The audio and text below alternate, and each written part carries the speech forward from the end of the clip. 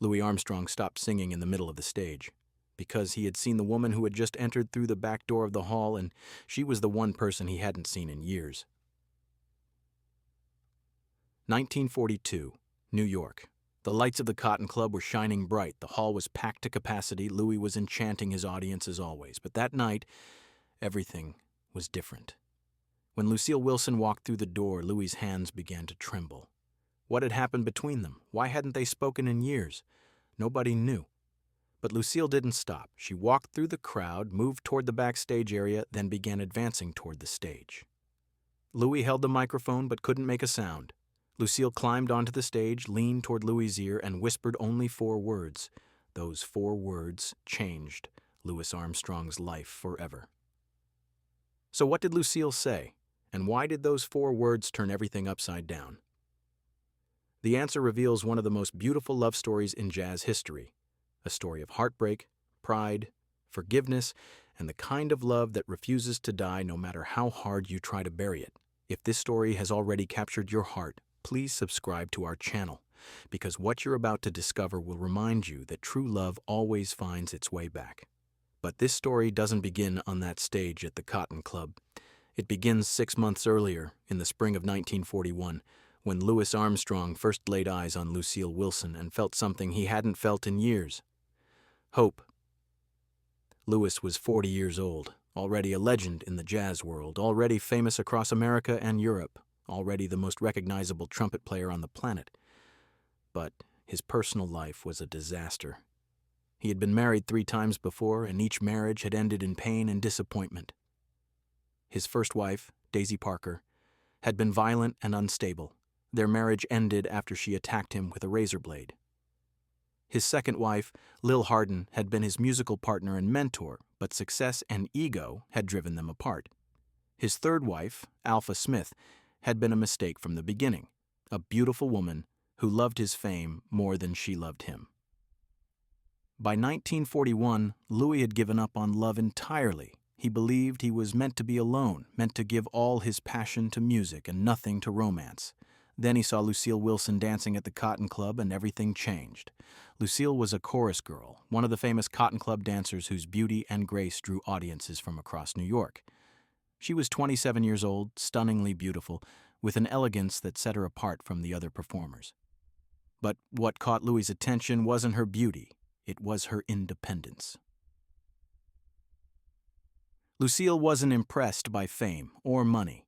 She had her own career, her own ambitions, her own sense of self-worth that didn't depend on any man's approval. When Louis first tried to talk to her after a show, Lucille was polite but distant. She had heard about Louis Armstrong's romantic history, heard about the failed marriages and the broken hearts, and she wasn't interested in becoming another casualty of his chaotic personal life.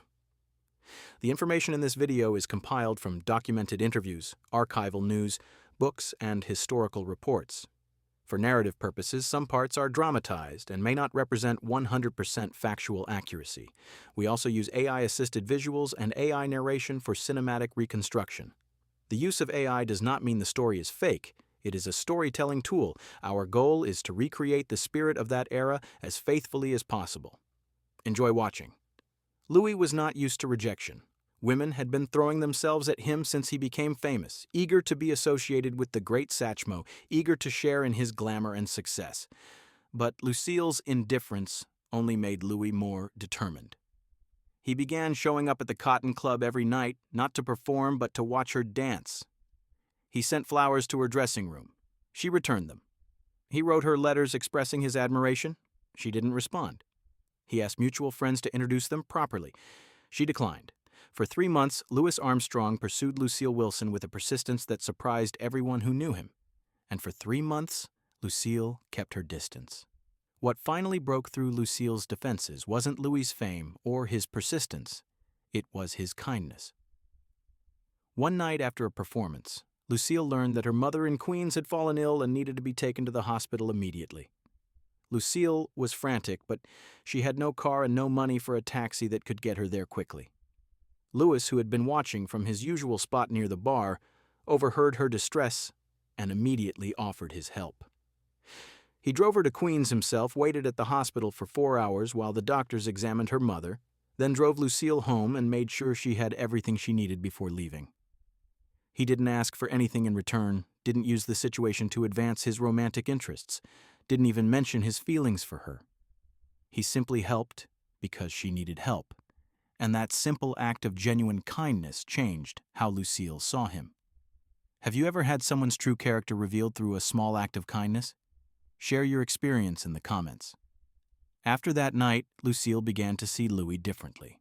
She saw past the legend, past the showman, past the famous smile that he wore like armor.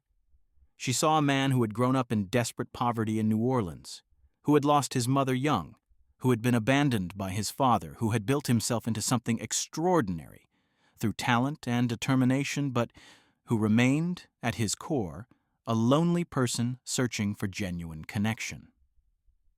Lucille agreed to have dinner with Louis, and that dinner turned into a conversation that lasted until sunrise. They talked about their childhoods, their dreams, their disappointments, their fears.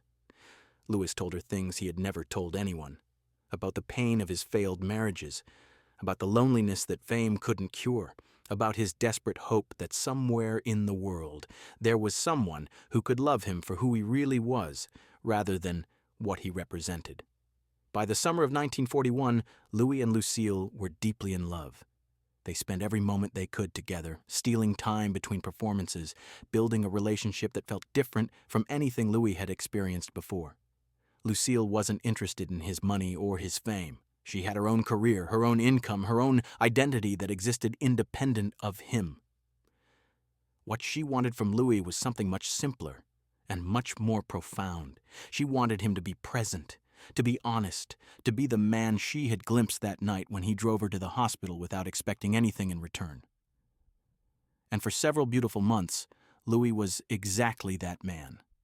He cut back on his touring schedule to spend more time with her. He opened up emotionally in ways he never had with previous partners. He began imagining a future that included someone other than himself. But then the trouble started. Louis's manager, Joe Glazer, was not happy about the relationship. Glazer had managed Louis's career for years and had very specific ideas about what was best for the Louis Armstrong brand. In Glazer's view, Louis needed to project an image of availability, of romantic possibility, to maintain his appeal to female fans. A serious relationship, especially one that might lead to marriage, could damage that image. Glazer began pressuring Louis to end things with Lucille, to return to the bachelor lifestyle that had served his career so well. Louis resisted at first, but Glazer was relentless, and Glazer controlled aspects of Louis's professional life that Louis depended on. The pressure from Glazer coincided with pressure from another source, Louis's own insecurities. Despite his success, despite his fame, despite being one of the most celebrated musicians in the world, Louis carried deep wounds from his childhood that had never fully healed. He had been abandoned by his father, neglected by his mother during her struggles with poverty, raised in circumstances so harsh that survival had been his primary concern. These early experiences had left Louis with a profound fear of abandonment, a belief buried deep in his psyche that everyone he loved would eventually leave him. As his relationship with Lucille deepened, that fear began to surface in destructive ways. Louis started picking fights over nothing. He became jealous of Lucille's interactions with other performers at the Cotton Club, suspicious of her friendships with male colleagues, demanding of her time and attention in ways that felt suffocating rather than loving. Lucille, who valued her independence above almost everything else, began to feel trapped. She had fallen in love with a man who seemed secure and generous, but now she was dealing with someone who acted possessive and insecure. The fights became more frequent, the reconciliations less satisfying, the gulf between them wider with each passing week. The breaking point came in the fall of 1941. Louis was preparing for a major tour that would take him across the country for 3 months, and he wanted Lucille to quit her job at the Cotton Club and travel with him. Lucille refused. Her career mattered to her, her independence mattered to her, and she wasn't willing to give up everything she had built just to follow a man around the country. Louis interpreted her refusal as rejection, as proof that she didn't love him enough, as confirmation of his deepest fear that he wasn't worthy of someone's complete commitment. They had a terrible argument, voices raised, accusations hurled, years of insecurity and fear erupting in words that couldn't be taken back. If you're moved by this story of love and misunderstanding, please subscribe to stay with us until the end. Louis left for his tour without saying goodbye. He threw himself into performing with an intensity that worried his bandmates, playing longer sets, pushing himself harder, using work to numb the pain of losing Lucille. Meanwhile, Lucille continued dancing at the Cotton Club, but those who knew her could see that something had changed. The spark that had made her performances special seemed dimmer now, her smiles more forced, her energy more calculated. She missed Louis terribly, but she was too proud to reach out, too hurt by his accusations, too uncertain whether the man she loved could ever overcome the fears that had driven them apart. 6 months passed with no contact between them. Louis heard through mutual friends that Lucille was still working at the Cotton Club, still single, still as beautiful as ever. Lucille heard that Louis's tour was a massive success, that he was playing to sold-out crowds everywhere he went, that he seemed happy and fulfilled. Neither knew that the other was miserable, that both spent sleepless nights wondering if they had made the worst mistake of their lives, that pride and fear were keeping apart two people who desperately wanted to be together. Louis's bandmates noticed that he seemed different, still brilliant on stage, still capable of bringing audiences to their feet, but somehow emptier, sadder, going through motions rather than truly living. By the spring of 1942, Louis was back in New York for a residency at the Cotton Club itself. The irony wasn't lost on him. He would be performing in the very venue where he had first seen Lucille, where he had fallen in love with her, where everything beautiful and everything painful in their relationship had begun. Louis told himself he would be professional, that he would focus on the music, that he would ignore any feelings that might surface from being in that space again. But as the date of his first performance approached, Louis found himself unable to sleep, unable to eat, unable to think about anything except the woman who had walked away from him 6 months earlier. What Louis didn't know was that Lucille had made a decision.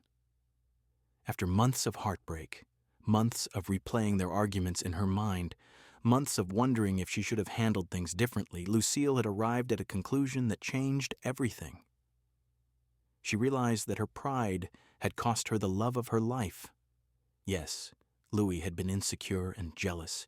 Yes, he had said hurtful things. Yes, he had asked her to give up her career in a way that felt unfair, but she also recognized her own role in their breakup, her coldness when he needed reassurance, her unwillingness to compromise, her fear of vulnerability that had kept her from telling him how much she truly loved him. On the night of Louis's first performance at the Cotton Club, Lucille made plans. She wasn't scheduled to dance that evening. She had specifically requested the night off, though she hadn't told anyone why. She got dressed in her finest outfit, fixed her hair the way Louis had always loved, and prepared herself for what she was about to do. Lucille Wilson, the woman who valued her independence above everything, the woman who had refused to chase any man, was about to do something she had never done before. She was about to fight for love. She was about to swallow her pride, walk into that club, and tell Louis Armstrong exactly how she felt, regardless of who was watching, regardless of the consequences, regardless of whether he still wanted her or had moved on. The Cotton Club was packed that night with the cream of New York society. Celebrities, politicians, jazz enthusiasts, and regular fans had all come to see Louis Armstrong perform in the venue that had launched so many legendary careers. The energy in the room was electric, the anticipation palpable, the crowd ready to be transported by the greatest trumpet player in the world. Louis took the stage to thunderous applause, raised his trumpet to his lips, and began to play with the brilliance that had made him famous. The music was spectacular, technically perfect, emotionally powerful, everything his audience had come to expect. Louis was midway through his fourth song when he saw her. The back door of the club had opened and Lucille Wilson had walked in. Louis's hands froze on his trumpet, his voice caught in his throat. The song he had been singing, a love song, as fate would have it, stopped mid-lyric as his entire being focused on the woman standing at the back of the room. The band, confused by Louis's sudden silence, gradually stopped playing. The audience, sensing something unusual, turned to see what had captured their performer's attention. And there was Lucille, standing alone in the doorway wearing a red dress that Louis remembered from happier times, her eyes locked on his across the crowded room. What happened next became legend in Cotton Club history. Lucille didn't wait at the back of the room. She didn't send a message through a waiter. She didn't do anything subtle or indirect. Instead, Lucille Wilson walked straight through the middle of the club, past tables of startled patrons, past the bar where people stood with drinks frozen halfway to their lips, past everyone and everything until she reached the stage where Louis Armstrong stood motionless. The room was absolutely silent. Every person present understood they were witnessing something extraordinary, something that transcended entertainment and entered the realm of raw human drama. Lucille climbed the steps to the stage. Louis watched her approach, his trumpet hanging forgotten at his side, his famous smile nowhere to be seen. His face showed something audiences rarely witnessed from Louis Armstrong: vulnerability, fear, hope, and love all mixed together in an expression that made him look not like a legend, but like a man, just a man, desperately in love, terrified of what was about to happen. Lucille walked across the stage until she was standing directly in front of Louis, close enough to touch him, close enough that everyone in the room could see, but no one could hear what she was about to say. And then Lucille leaned forward and whispered 4 words into Louis Armstrong's ear. "I choose you forever." Those 4 simple words, "I choose you forever," carried the weight of everything that had happened between them, everything they had lost, everything they could still have if they were brave enough to reach for it. They were an apology and a declaration, a surrender and a commitment, a bridge across 6 months of silence and years of accumulated hurt. They told Louis that Lucille wasn't asking him to change, wasn't demanding that he overcome his insecurities overnight, wasn't setting conditions on her love. She was simply choosing him, all of him, including his flaws, forever. Louis's reaction was immediate and overwhelming. The microphone slipped from his fingers and clattered to the stage floor. His eyes filled with tears that he didn't try to hide. His arms wrapped around Lucille and pulled her close, holding her as if he would never let go, as if the 6 months of separation had been an unbearable nightmare from which he was finally waking. The audience watched in stunned silence as one of the most famous entertainers in the world broke down completely, his body shaking with sobs, his face buried in Lucille's shoulder, all pretense of performance abandoned in favor of authentic human emotion. Have you ever witnessed a moment of such raw emotion that it changed how you see love? Tell us in the comments. What followed was something no one in that audience would ever forget. After what felt like an eternity, Louis released Lucille from his embrace, bent down to pick up the fallen microphone, and turned to face the crowd. His face was wet with tears, his voice rough with emotion, but his eyes were shining with a light that hadn't been there when the evening began. "Ladies and gentlemen," Louis said into the microphone, his voice breaking slightly, "I need to apologize for stopping the show, but I just got the best news of my life, and I couldn't help myself." The audience, which had been holding its collective breath, burst into applause, not the polite applause of entertainment appreciation, but the genuine, joyful applause of people who had witnessed something beautiful and wanted to celebrate it. Louis kept Lucille on stage with him for the rest of the performance. He sang love songs directly to her, his voice carrying a warmth and sincerity that transcended his usual showmanship.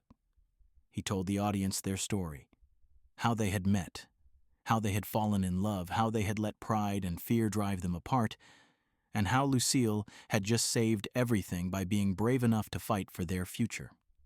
The performance that night became legendary among Cotton Club regulars, a night when the boundary between stage and life dissolved completely, when entertainment became truth, when hundreds of strangers shared in the intimate reunion of 2 people who belonged together. Louis and Lucille were married 4 months later, in October of 1942. It was Louis's 4th marriage, but everyone who knew him understood that this one was different. Lucille wasn't a fan or a fellow performer or someone dazzled by his fame. She was his equal, his partner, his anchor in a life that had always felt unsteady. In 1943, they bought a modest house in Corona, Queens, not the mansion that Louis could have afforded, but a real home in a real neighborhood where they could build a real life together. That house would become Louis's sanctuary, the place he returned to after every tour, the physical embodiment of the stability and love that Lucille provided. The marriage wasn't always easy. Louis continued to struggle with insecurity, continued to feel threatened by Lucille's independence, continued to fight old demons that had been with him since childhood. But the difference was that now he wasn't fighting alone. Lucille understood his wounds in a way no previous partner had. She knew when to give him space and when to hold him close. She knew how to reassure him without enabling his fears, how to maintain her independence without making him feel abandoned. And Louis, in turn, learned to trust, slowly, imperfectly, but genuinely, for the first time in his life. Lucille became far more than Louis's wife. She became the architect of his stability. She managed their finances, keeping Louis from the kind of extravagant spending that had caused problems in his earlier life. She organized their home, creating a peaceful environment that allowed Louis to rest and recover between tours. She dealt with the business side of his career when necessary, protecting him from exploitation and ensuring that his interests were represented. But perhaps most importantly, Lucille gave Louis permission to be himself. Not Satchmo the entertainer, not Louis Armstrong the legend, but just Louis, the man who needed love as desperately as anyone else. For 29 years, Louis and Lucille built a life together. They weathered the challenges of Louis's health problems, his grueling tour schedule, the pressures of fame, and the normal difficulties that every marriage faces. They never had children, a source of some sadness for both of them, but they created a family nonetheless, one built on love, loyalty, and mutual respect. Friends who visited their Corona home described an atmosphere of genuine happiness, a couple who clearly adored each other, who had somehow managed to build something lasting in an industry that destroyed most relationships. When Louis died in 1971, Lucille was devastated, but not destroyed. She had known for years that his health was failing, had prepared herself as best anyone can for the loss of a life partner. What sustained her was the certainty that their marriage had been real, had been meaningful, had been worth every difficult moment they had faced together. Louis had died knowing he was loved, truly, completely, unconditionally loved, and that knowledge had brought him a peace that had eluded him for most of his life. Lucille spent the remaining years of her life preserving Louis's legacy. She maintained their Corona home exactly as it had been when Louis was alive, eventually donating it to become the Louis Armstrong House Museum that visitors can tour today. She organized his papers, protected his recordings, ensured that future generations would have access to his music and his story. When Lucille died in 1983, she was buried beside Louis in Flushing Cemetery, together in death as they had been in life, their love story finally complete. If this story has touched your heart, please subscribe and share it with someone who believes in the power of love. The story of Louis Armstrong and Lucille Wilson is ultimately a story about second chances. It's about two people who found each other, lost each other, and found the courage to try again. It's about a woman who valued her independence, but learned that love doesn't require surrender. It requires partnership. It's about a man who had been hurt so many times that he expected abandonment, who learned through Lucille's constancy that some people stay, that some love is real, that he was worthy of being chosen. Those 4 words, "I choose you forever," became the foundation of a marriage that lasted nearly 3 decades. They were simple words, the kind anyone could say, but Lucille meant them completely, and Louis believed them completely. And that mutual belief created something that neither of them could have built alone. In a world where relationships often crumble under the weight of fame and fortune, Louis and Lucille proved that love can survive anything if both people are willing to fight for it. Today, visitors to the Louis Armstrong House Museum in Corona, Queens can walk through the rooms where Louis and Lucille lived their daily lives. They can see the kitchen where Lucille cooked Louis's favorite meals. They can see the den where Louis listened to recordings and relaxed between tours. They can see the bedroom where, on July 6, 1971, Louis Armstrong drew his final breath with Lucille by his side. Everything in that house testifies to a love that was real, that was lasting, that transformed two people who had been broken and made them whole. The Cotton Club where Louis and Lucille's story reached its turning point no longer exists. The building was demolished years ago, replaced by modern structures that bear no trace of the legendary venue that once stood there. But the story of what happened on that stage in 1942 lives on, passed down through jazz history, preserved in biographies and documentaries, remembered by anyone who believes that love is worth fighting for. A woman walked through a crowded club, climbed onto a stage, and whispered 4 words that changed everything. I choose you forever. And Louis Armstrong, the man who had spent his life making others happy while secretly doubting his own worth, finally understood that he was chosen. That's the power of love declared publicly, courageously, without reservation.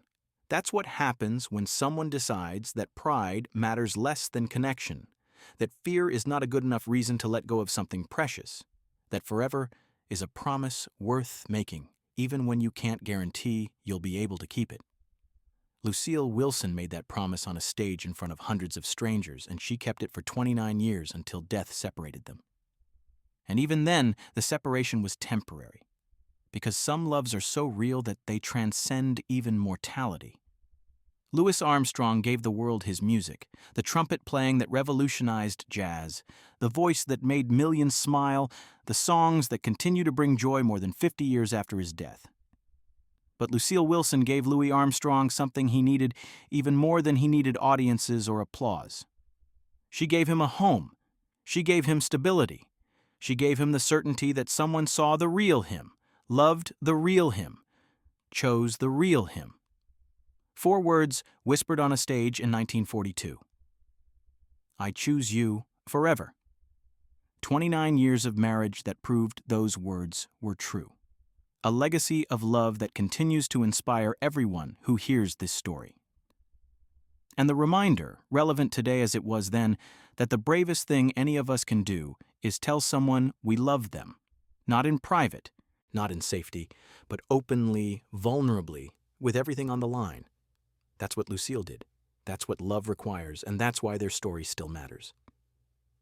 Louis Armstrong's trumpet may be silent now, but the song he and Lucille created together, the song of 2 imperfect people who chose each other and kept choosing each other every day for nearly 3 decades, that song will never end.